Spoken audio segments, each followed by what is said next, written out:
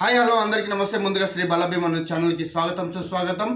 కిన్నెర వాయిద్యం అనగానే తెలంగాణలో మనకు మొట్టమొదటిగా గుర్తుకు వచ్చేది 12 మెట్ల కిన్నెర సాయి మొగలయ్య. తరాలు మారుతున్న కొత్త కొత్త టెక్నాలజీ పుట్టుకు వస్తున్న ఈ తరుణంలో ఆనాటి కళను వెలుగులోకి తీసుకువస్తూ కిన్నెరకు విశేష గుర్తింపు తీసుకువచ్చారు ఆయన సేవలకు కేంద్ర ప్రభుత్వం గుర్తించి పద్మశ్రీ అవార్డు కూడా ఇవ్వడం జరిగింది.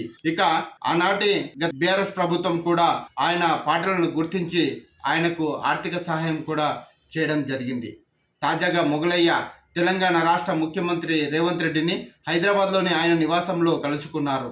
సీఎం ముందు కిన్నెర కళను ప్రదర్శించడంతో స్వయంగా రేవంత్ రెడ్డి చూసి ఫిదా అయ్యారు.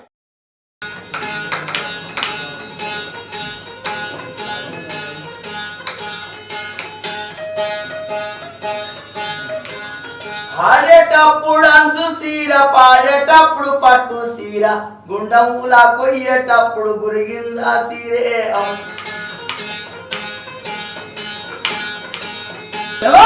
పుట్టిండొక్క పులి పిల్ల, పాలమూరు జిల్లా శబాష్, ఒక పులి పుట్టింది. పుట్టిండొక్క పులి పిల్ల, పాలమూరు జిల్లాలో రాజ్యంపేట తాలూకాల కొండారెడ్డి పల్లెక. పేదవాళ్ళ కోరకేలను ముందు అడుగు పెట్టిండు ముఖ్యమంత్రి అయిన ముందు అడుగు పెట్టి అన్న మాట తప్పడు, అడుగు ఇక్కిదియ్యడు. పేదవాళ్ళ కొరకే నేను ముందు అడుగు పెట్టిన్నాను. ఏది ఏమి అయినా సరే అన్న మాట తప్ప నానే. నేను ఒక కవి కడుతున్న పాట. మొగలయ్య వివరాలను అడిగి తెలుసుకున్నారు.